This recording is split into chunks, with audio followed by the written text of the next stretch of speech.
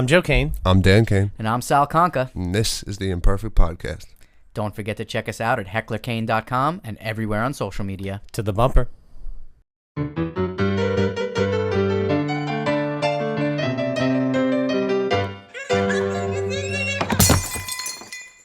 So today, we have a very special guest with us, Marshall Teague. And if you're not familiar with who he is, you will be. He's been in movies like Roadhouse with Patrick Swayze. He's been in The Rock. He's been in Babylon 5 and Armageddon, some of my favorite movies. And some of my favorite TV shows. He's been in Stargate SG-1. He's been in Sliders. He's been in all sorts of like sci-fi things that I love as little parts there. Yep. And so this has been a little bit in the making. We've had some of our fans on Twitter that have wanted us to reach out to Marshall for a while. It goes back to one of our initial interviews with Ruth Hill, who has the blog My Devotional Thoughts. And so, Marshall has just been in the industry for a long time, 30 plus years. He's appeared in over 130 film and TV shows. His balance of starring roles with powerful supporting characters, it's helped him build varied and pivotal body of work. His breakout role, though, was Jimmy Reno in the cult classic Roadhouse. So if you guys have not seen Roadhouse, Patrick Swayze and Marshall Teague throw down. Some of the best fight scenes that are out there. Yeah, as far as 80s movies go and a fight scene, I mean, Dan, I know you haven't seen it prior to us talking about this. What'd you think of that fight scene? It was pretty insane. Yeah. And I heard him talking on somewhere that they took like 72 shots to get that, for 5.5 hours they were fighting each other and actually kicking the crap out of each other. Yeah, So, broken bones and no holds barred. exactly. The way movies should be made. Yes. No CGI, no special effects. Mm-hmm. It was awesome. I'm super psyched to have him on. So let's get talking to Marshall. You got it. So, Marshall, welcome to the Imperfect Podcast. I'm glad to be here. Thank you for having me. Awesome. Thank you for doing this. I'm going to start this off by saying something. Sal, I think your dad was in the Navy. That's correct. Happy Veterans Day to your father. I'm in the Navy. I'm a retired Navy myself, and I thank him for his service. Thank you. Thank you. Thank you, and happy Veterans Day. Yes. Thank you very much. Exactly. Yeah, we're so happy to have you here. We actually are recording on Veterans Day, even though this will be released on Monday. And I know that was a big part of your life, and you've played a lot of those parts throughout your career. Have those parts been, playing military parts? Has that been more special to you in a certain way, or have you been typecast? God forbid. No, not, well, typecast, that's kind of a overused euphemism, but I have basically been in a uniform over 3/4 of my life. So being in the military, and they say, oh, by the way, you're going to be playing a colonel, you're going to be playing a sergeant, you're going to be a general. I have played every rank in every service there is.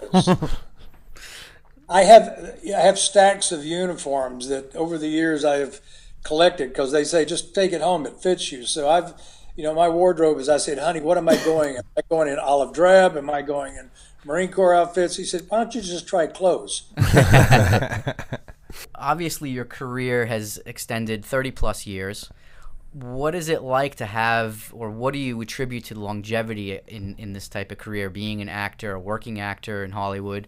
What do you attribute to the longevity? Because a lot of people don't get that. Well, you're right. A lot of people don't. As a matter of fact, the list is long and distinguished or indistinguished, however you want to look at it, of people that have been overnight successes and then they go away. Mm-hmm. I enjoy the craft of acting. My job is to act and to create a character and crawl into his skin and make it live. And I do it because I love what I do. And that's, there's a lot of people who get in for many different reasons, and I've heard them all. Mm-hmm. But when it comes down to it, I truly love what I do. If I can do a role and somebody comes up and says, for instance, several of these, you'll know them, in Roadhouse, I had many people, including my own mother, said I hated your guts. I'm glad they killed you. Thanks, Mom. Wait. You think I'm joking? I told my mother not to go see the movie when it first came out, right? Mom, it's a little rough. Don't go see it. Wait till later on. What does she do? She and her friends from her church group get these vans. I think there was like 6 vans of ladies that went to the theater, which was 60 miles away, by the way. They went over across the street and got a Happy Meal, I guess, went to the theater and sat down and watched Roadhouse. Now, there is a certain part of Roadhouse where I say something a little bit off color. I know the line. I know you do. And one of the ladies stood up in the middle of the theater, which was packed, by the way, and she said, and pointed at my mother, and said, "That's Doris Teague's son." That's awesome. Well, my mother slid under the seat. I bet. And when I finally called her and I found out that she had gone to see this, I said, "Okay, Mom, this is the first really big picture I've been in. So what'd you think?" When you hear the word "well," you're not batting 1,000. With a little bit of a pause. There was you could hear crickets. Oh, yeah. I bet. And she says, "Well, personally, I'm glad they killed you because you're a prick, and my son wouldn't do that." Thanks, Mom. Thank you, Mom. So, obviously, Roadhouse was not your first gig. No. You were in the Navy. You were a Navy man, as we mentioned. Yes. How did you come out of the Navy and get into acting? Any formal training? How did that go? How'd you get into the biz? What was that big first step into it? Okay, this is going to throw you for a loop. I came in out of the Navy and became a cop. Okay. And because of a certain skill set that I had in the Navy, after I finished, went through academy, I immediately went into SWAT.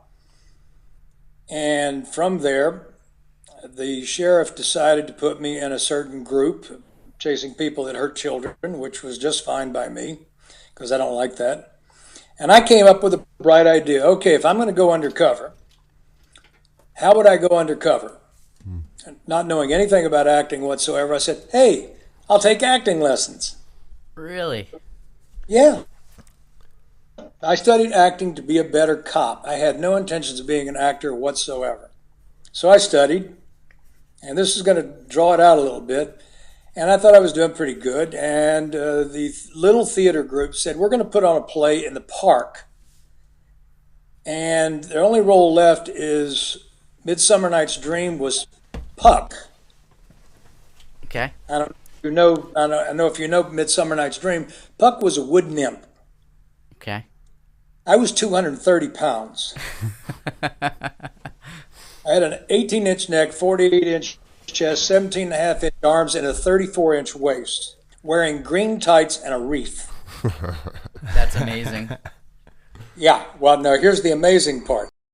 While we're doing the play and right before I'm coming on, there was a police car where my partner had stepped in to take a guy's, duty because his wife was having a baby.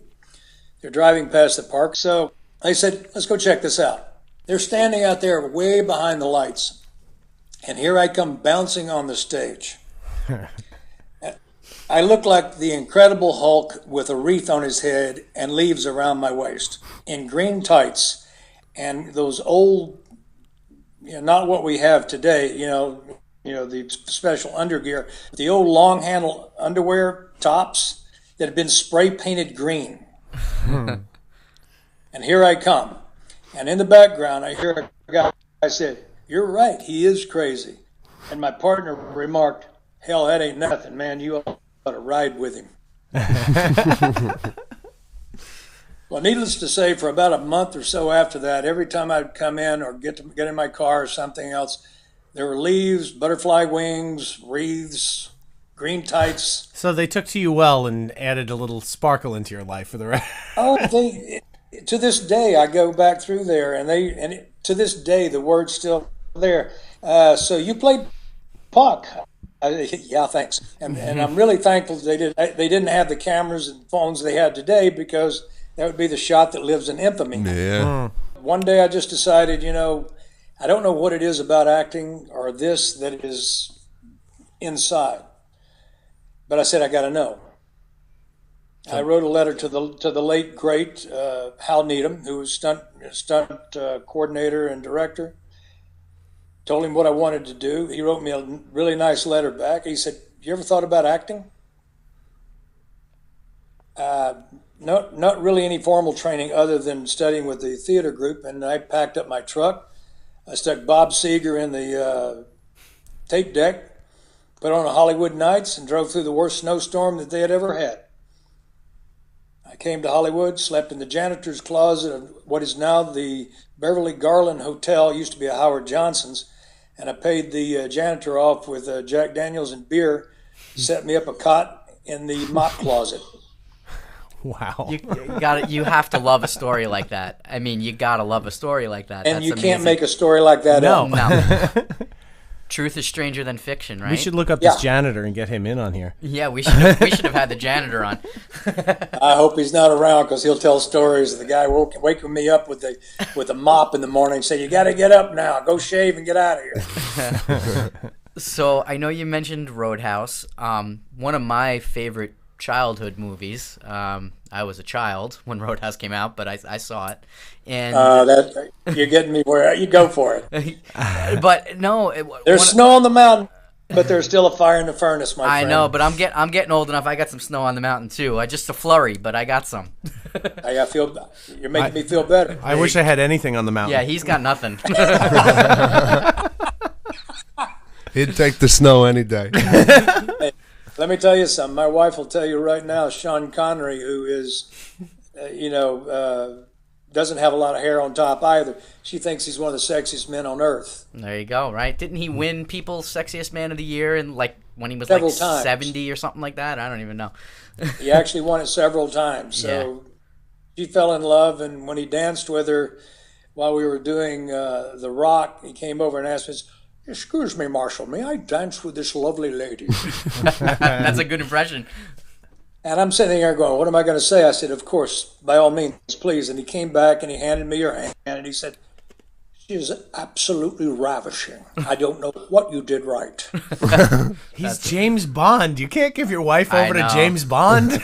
So I just let her roll with it, man, and she was smiling from ear to ear. I mean, I have a question for you that relates to that. I mean, meeting Sean Connery, being in a film with him as a working actor, I mean, do you get starstruck when you see Sean Connery, or is it just a professional thing where you're just happy to be with him, or are you still learning from him? I mean, you've already been in the business for many years when The Rock had taken place, right? So, and I'll say it again, one of my favorite movies, The Rock. Love that movie to death. I love that movie. I've seen it 1,000 times. Well, I can tell you, first of all, to be honest with you, I wasn't starstruck because I was also his safety diver. So anytime he was in the water, I was around him all the time. Wow. And I am the only person he signed an autograph for on the entire movie. Oh, that's cool. So no, I wasn't starstruck, but I can tell you that I watched him like a hawk and I studied him every move he made.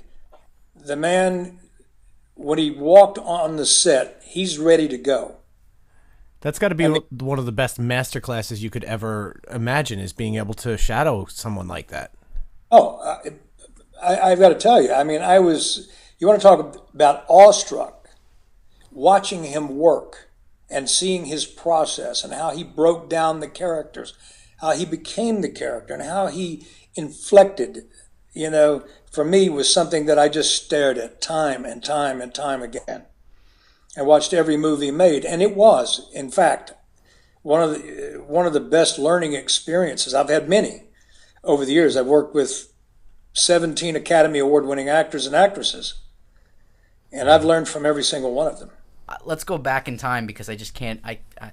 The kid in me, I gotta talk about Roadhouse and the fight scene. I have to. We gotta do it. I know you've probably talked about it 1,000 times and you've talked about it to death, but I've seen him in interviews talking about it. I know. Besides just here, but I know, but now he's here and we get to talk to him about it. I mean, you got me, guys. I'm all yours. We've heard the rumors about the fight scene and how gritty and real that fight scene got. So, I mean, what was it like shooting that fight scene with Patrick Swayze, by the way, which must have been an amazing experience. Were you close with Patrick till the end? I can tell you a little bit of the process. I had met Buddy, everybody calls him Patrick. His friends call him Buddy. I always called him Buddy. But I'd met him years earlier, back in, I think, 78, when he and his wife were riding a motorcycle doing, finishing work and, in houses and things like this before he got his start. But when I got, when they said you're going to be fighting Patrick Swayze, well, the first thing I thought was I'm going to be fighting a ballet dancer. I didn't know that the stunt coordinator and the fight coordinator, the stunt coordinator is Charlie Pacherny, great guy. Fight coordinator is Benny the Jet Arquittas. I don't know if you've ever heard of Benny the Jet, but he retired 52-0, undefeated. Wow. World champion. Wow. They had been telling Buddy, said, the guy you're going to fight was NATO heavyweight kickboxing champion, and he thinks you're a squirt and a little wimp, and he thinks you're a dancer, and he's going to come in here and kick your ass. Well, I didn't say any of that. Never said that one time. They were saying that to him. Then the night of the fight, which took the big fight, which took place in the second week of the movie, they came over to me, same two. They came over and they said, Marshall, he's a little bit intimidated. You're going to have to do something to try to get him into it. And I go, well, why would he be intimidated? Other than the fact that he and I had not spoken a single word to each other for 2 weeks. Not a good morning, not hello, how are you, nothing. We knew we were going to fight. I didn't want to be his friend. He didn't want to be mine. So, camera rolls. He kicks me. And I stand there and I look at him and I brushed my shirt off. And I said, that it? Is that it? So they rolled camera again. He kicked me the second time. I grabbed his foot and I threw him down. And I said, if that's the best kick you've got, this is going to be one lousy fight. He turned about as red as an exit sign. He stood up and he said, roll camera. He said it. And when he kicked me the next time, he skipped my butt on the ground about 10 to 12 feet like a rock going across water. And I got to tell you, I was a little bit aired out. And I looked up at him and I said, now that's a kick. He came over and reached down, took my hand, lifted me up, and he says, you like this stuff, don't you? I said, no. I said, I love this stuff. And he said, what do you say, let's don't cheat the audience for once. Let's bring it. Let's bring it all. And he said, we got to leave the faces alone because we've got to finish a movie, but what do you say? Let's just bring it. And I said, you picked the right man for the job. So for 5 nights, 5.5 hours a night, the actual fight is 5.5 minutes long. We did that fight 71 times. Holy shit. Yeah. With full contact. You're absolutely. We were so beat up and bruised up, they were packing us in ice every night. They got to the point that they were having to put makeup on his ribs because, the bruising was so intense they were having to put makeup on his. I cracked 2 of his ribs with that log because it wasn't in the script. Shit. Wow. A little bit of improv. He cracked my right eye socket. The blood you see in the movie is real. It is not fake. Wow. He cracked my eye socket. And the last night, he and I were leaning together like 2 totem poles. We were so tired. And he said, you got one more in you? I said, let's go. And we finished it. What I ended up with was probably, I would have to say, one of the dearest friends I've ever had in my life. I love him dearly. I miss him every single day of my life. The last message on this phone we're talking on is the one he sent me 2 weeks before he passed away, where he said, I'm going to beat this SOB. I love you, buddy. It's never been erased and it never will be erased. Wow. That's so touching. if you want to talk about a friend, yeah. Wow. You can't get much closer than that.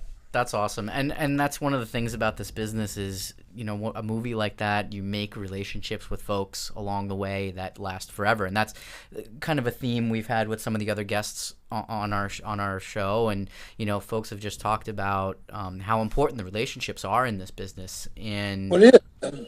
You may not see the person after you work with them for a couple of years, but it's amazing when you run into them again. It's like you saw them last week, and you just pick up where you left off. How long did filming last for Roadhouse? How long were you guys together, just in general? I think it was like 8-10 weeks. Cool. We addressed Roadhouse as we went to a fight and a movie broke out. That's the greatest. Best way I could describe it. Well, I just found out there's a new movie theater that opened up in Brooklyn called the Alamo Draft House, and Roadhouse is going to be playing there on the big screen. So I gotta see if we can wrangle the boys and go see it on the big screen. I'm in. Hey, go see it on the big screen, because it's a lot different on the big screen than it is on the TV. And sure. I've been killed. I don't know. It's been showing now I just did a piece which I think is the 25th anniversary. It came out in Blu-ray. It was a Blu-ray edition that just came out, and the interviews of the people that were left. Of course, some are no longer with us. Mr. Bingazara, who I really, truly enjoyed working with, and so many people that are no longer with us. It was a family. We came together on that, and I got to tell you, they were going to try to shut us down the last night of the fight. The last night of the fight is that fight with everybody, pool stick, 42 people at one time. They were going to shut us down the night before. The Teamsters said, you can't move that equipment without the trucks, and we have the keys. So you're not moving that equipment. They're going to finish this movie. There you go. So I've always had a very soft spot for them, and I appreciate it very much. Yeah. I have to I'm going to derail the Roadhouse thing, because I feel like you've talked about this like a million times over the past umpteen years. I got to say, you've had quite the established television career on top of the movie career. I've been very blessed. Some of my favorite shows you were in. Hands down, some of my favorite shows of all times: Quantum Leap, MacGyver, Knight Rider, A-Team, Stargate SG-1, The Fall Guy, and Tales from the Crypt. Oh, Tales from the Crypt! I didn't catch that. Yes, dude, I did 2 of those. Oh my god, I watched every one of those. The Fall Guy, he was in 3. Okay. I mean, you've just unbelievable resume of stuff, and I'm only touching upon these are just my personal favorites that you've been in. Your television career, I mean, you want to discuss a little bit about it, or? You've got young actors out there today, and and they hear about Westerns. I've done 17 Westerns, both in television, television, movies of the week, and you want to talk about a playground. You get to dress up, get on a horse, and you go out there all day long, covered in dirt, having the best time of your life. You eat with the Wranglers, you got horses around you all the time, and it's a really great experience. And when you speak to some young actors today, most of them say, yeah, I've seen a couple of Westerns, but they don't understand what goes into them.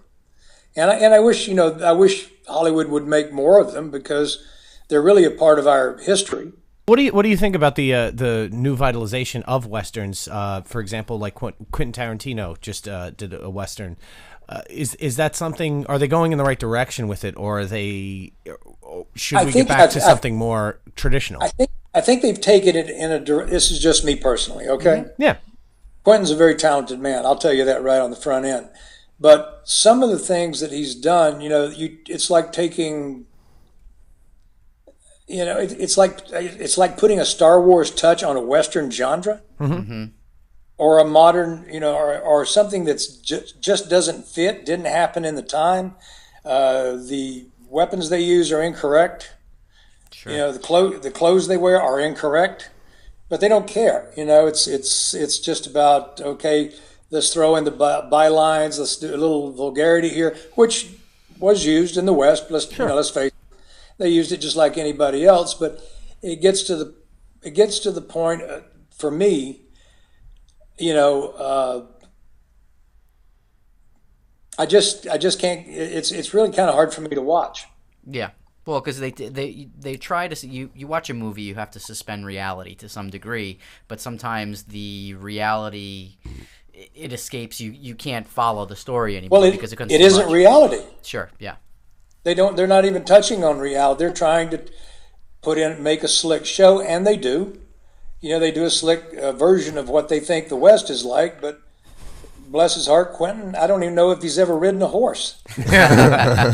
We'll ask. We'll see if we can find out for you. In terms of TV versus movies, how do you feel? Is there one format you prefer to work in, or that you like watching yourself in? Or well, you know, I'll tell you around the front, I'm not really a big fan of watching myself. I've seen my work. It's like people say I got to go watch dailies. Yeah, I was going to say that's actually two separate issues right there. Well, it is two separate. Do you like watching yourself? Yeah. Well, you know, and I've never watched a day of dailies in my life. Yeah. And the reason for it is because once you have crawled, and I call it, you'll hear me use the expression, crawling into the skin of a character, because that's what I believe you have to do. You have to live, eat, and breathe this character to play it.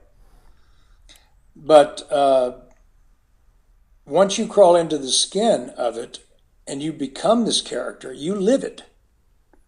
You know, whether it be television, whether it be movies. My job, I'm an actor. That is my job. And, you know, matter of fact, who was it? I'll think of it in a minute. William Shatner said years ago, because he said, you do commercials, you do this, you do movies, you do television. What is it? And he said, I'm an actor. My job is to act. Whether it be television or whether it be movies, whether it be anything.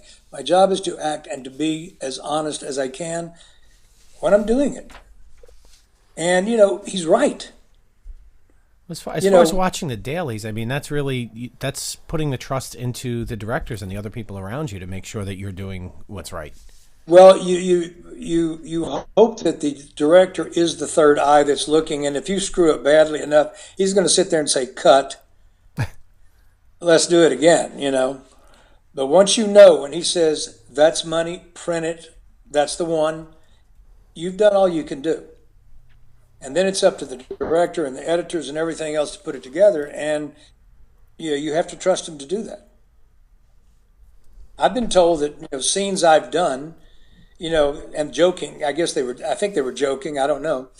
I've done scenes, they said they'll never make it into the cut. Well, when the final thing comes out, that scene's right there.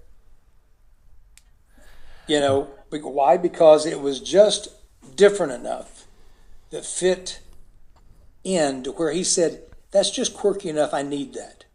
Mm-hmm. And they put it in there. And you look at it and you go, gosh, they told me to never make it. Do I hang my head and go, oh gosh, darn, I did my best?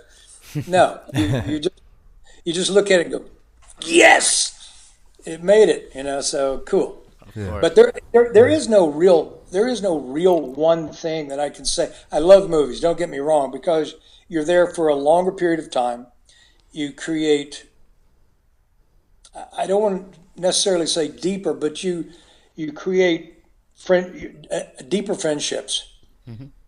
Depending on what you're doing, you create some wonderful friendships, and you end up getting to know the people, their lives, how they came into the business. What was their, because, other than people that were just born into the business, which I obviously was not, there's some pretty interesting stories out there. And I love hearing them. I really do. I dig them, because I dig the people. Yeah. I've rarely worked with a prima donna or somebody that was just so full of themselves that they, didn't have the time. I mean, has it happened? Yeah, I can count the times on one hand. Well, I'm sure you wouldn't tolerate it much anyway. I don't.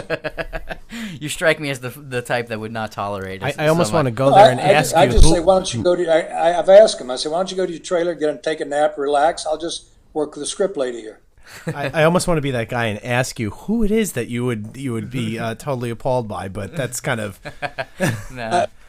I'm not really appalled by any. I take them for the moment. They can't offend me. Because if they step over that line, they'll know it. Sure. And they won't do it again. Fair enough. And the reason for that, I give everybody the utmost respect. Every actor, I treat them with the utmost respect. Everybody. They're no different than me. I'm no better than anyone else. My job is no more important. This is the way I look at it. What I do is no more important than what every working stiff out there does every day to put bread on the table, pay the bills, to send the kids to school, whatever. My job doesn't make me any better. I'm just a person, just like they are. I'm no better. They're no better than I am. Well, we love your humbleness. Yeah. I mean, awesome. It's great. It's refreshing. I mean, there's not a lot of people that have that sort of humbleness and can be so down to earth. Well, you treat people the way you want to be treated yourself. I mean, really. Of course. And I try to do that. Well, I guess that's why you've had such a long career. People must really respect you in the industry. They wouldn't hire you over and over again if they didn't. So your reputation obviously supersedes you. Well, I got to tell you, I get hired a lot. They said, "Marshall, we love you to death. We're going to kill you, but we love you." A total of 106 times you've died. Yes, apparently 106 times. I mean, that's a lot of love. That's a lot of love, guys. I got to tell you, that's a lot of love. I mean, there was one time that I was going to get. I think it was the last episode of Walker, a regular season Walker, and the guys that were doing the putting the squibs on it had made a special T-shirt, and I think that was my 100th death. They made a special T-shirt just for me. That's awesome. And then blew it to hell. That's fantastic. And it was just terrific. 100 deaths, put the squibs on it, just blew it to smithereens. Well, you and Chuck Norris are pretty close, I assume, as well, yeah? He and I once tried to figure out how many years we actually have known each other. It's decades. Mm-hmm. He's kind of like my brother. I've just known him so long. I mean, I've been choked out by him, kicked, hit, the whole 9 yards. And he's a gentleman. He knocked me out one time. Now listen to it. I mean, we were doing. Now hear me out. We were doing an exhibition sparring match, and he got a good clock in there, and he clocked me, and I was out. I didn't drop. I was still standing, but I was out cold. Why my legs didn't go, I don't know. But he said, you still had your hands up. He said, but you were out. He came over and started slapping me on the side of the face. He said, Marshall, you okay? I said, as soon as the room stops spinning and I can see one of you, not two of you, he said, I'll be ready to go again. He said, okay. What you see with him is what you get. He's just that kind of guy. He's great to kids. He has a great kids organization. You may have heard it. It's called Kickstart for Kids. And 85,000 kids have gone through that program over the last 20-some-odd years, 25 years, I believe, and all of them have graduated from high school. Many have gone on to college. Many have gone on to run corporations. That's not awesome. many things can say that. No. Yep. And that's really a tribute to him and what he believes in, and the kind of person that he is. We've talked a lot about your past and your career. Let's talk about the present. Okay. I think I had come across the Road to the Well trailer. Oh, yeah. Which you're in currently. Is that in festival now as well? It is. As a matter of fact, it's coming to Fort Worth. I just flew in. It's called the Lone Star Film Festival. It's I had just come back from doing a project, and my wife had received this, the pages on this, and came through, and she said, "You will read this." Is she your manager? Does she? No, she's my wife. So Okay. what did I say? Yes, dear. Yeah.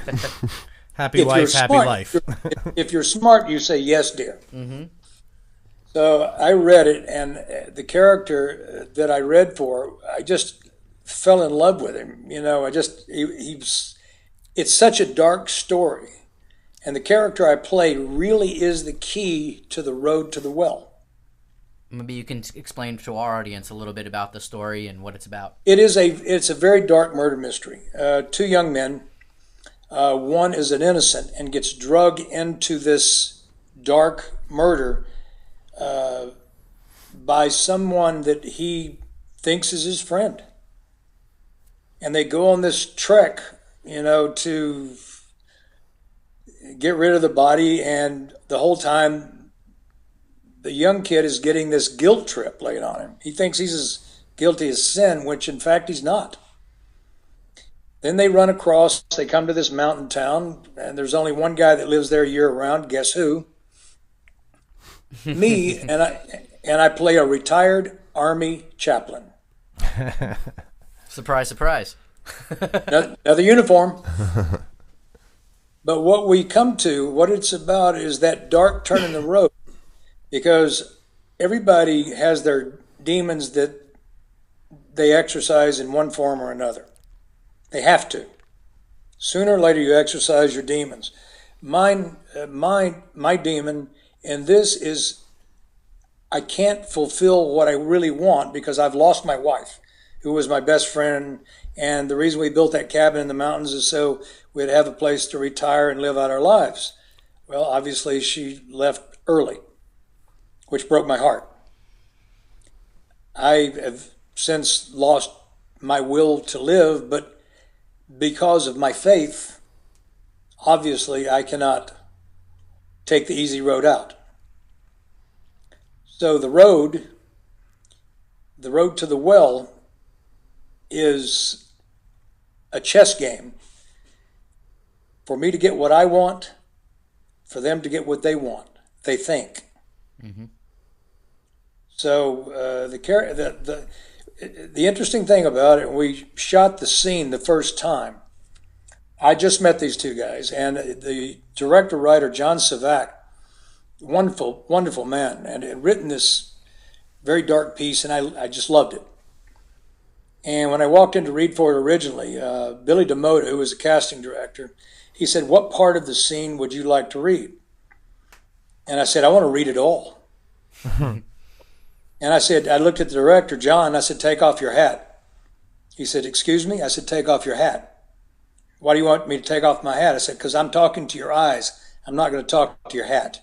So take it off." He took it off. I put the pages down, and I said, "Let's go." We did 18 pages front to back without stop. Damn. Wow. That's how you get a job, kids. If anybody's listening, that's how you get a job. Literally, I stood up, I thanked him, I walked out the door. I learned later that John, because there were still 9 people out there, they had to read the same character. John looked over at Billy, and I didn't know this till way after we were in shooting. He came up to me and said, "After you left the room, I looked over at Billy DeMotta and I said, 'Do we have to read anybody else?'" Wow. That's awesome. He said, "The guy this guy is the character." So I got it, played it, and I enjoyed every minute of it. I got to tell you guys, I don't know if any of you are vegans. Any of you guys vegans? No, hell no. No, neither am I. No, hell no. I'm a stone carnivore. Yeah. Well, I worked with a cast and crew of 37 vegans. Oh my God. I'm sorry you had to go through that. Actually, it was a blast. I learned things about turnips I didn't know. And kale and I'm not quite sure I'd want to know more things about turnips than I know already. Well, I didn't know you could fix them that many ways because, believe me, we ate them a lot. Yeah. That's great. But, they were great. They knew I wasn't one. I mean, they all knew that.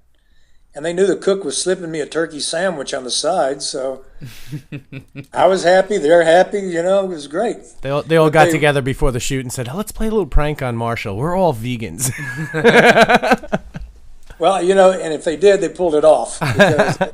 They pulled it off. But there was the greatest bunch of dedicated workers, and we were working nights at 17 degrees. Oh, wow. We were Lake Tahoe, 17 degrees. Oof. We're shooting this movie, and they worked their butts off, and I really, really admire them. I mean, and the movie has gone around to, several film festivals. Won Best of Show, Best Cinematography. This story. It's won some awards. It's really a good piece, and I'm very proud of it. What else is in store for the future? Well, we've got a couple of things in the works. I'm going to be going back to Los Angeles for it's called the Raw Television Science Convention. That I'm going to be speaking at, and we're going to be opening up a new program that I'm involved in. I can't really tell you a lot about it yet. Oh, this is the super secret special project that we can talk about, but not talk about. The soft launch for the project is taking place there, and there is a lot of people that work, with NASA, which we do. We work with NASA and other educational groups, because it will just think about this: a combination of science, education, and sports played in zero gravity. Why not? That's about as much as I can tell you without getting in trouble. I really appreciate you having me on and being the gracious host that you are. And again, I thank your dad for his service. It's very special to me knowing that your dad served this country, as to all men and women. I say I go out to all of them.